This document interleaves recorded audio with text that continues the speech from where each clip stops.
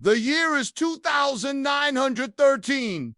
Human beings have spread among the stars, terraforming planets to their own ends and generally mucking about in the affairs of the galaxy, in much the same way that we recurrently mucking about in the affairs of our own Earth. Which is why, when a potentially habitable Earth-like planet was discovered orbiting a faint red star just 12 light years away, it attracted the attention of the galaxy's leading scientists. Designated Heliostu, the planet was almost identical to Earth in every measurable way. Its landmass, atmosphere, even the position of its continents were all roughly the same. And so humanity dispatched a team to this mirror world to see if it might be a better or worse version of our own planet, depending on how you look at it. I am your host, and this is the channel. And the first thing you should know about this planet is that it wasn't empty. Not only did the reconnaissance probes detect signs of life, but it was clear that this world was once home to a thriving civilization. There were cities, roads, machines, vehicles, all perfectly human.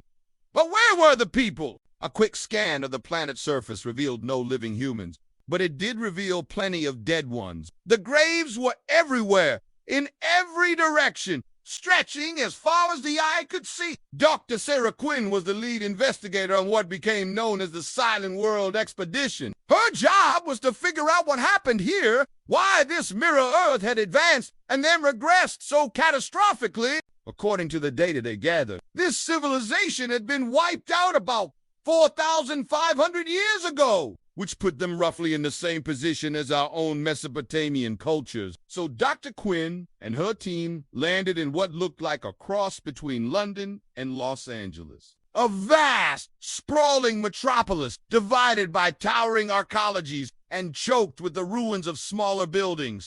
They found statues of human figures and inscriptions bearing recognizable languages. They even found monuments with names from Earth's history, names that hadn't yet been born. But the most disturbing thing they found was silent. There were no birds, no insects, not even wind. Everything was perfectly still, as if the planet itself was holding its breath. That is when they heard it. At the heart of the metropolis, buried beneath centuries of grime and ruin, they found a silent library containing countless volumes of knowledge. And one of those volumes contained a recording, a message from the past. The recording showed a beleaguered version of Earth, dying by its own hand, ravaged by war and ecological disaster.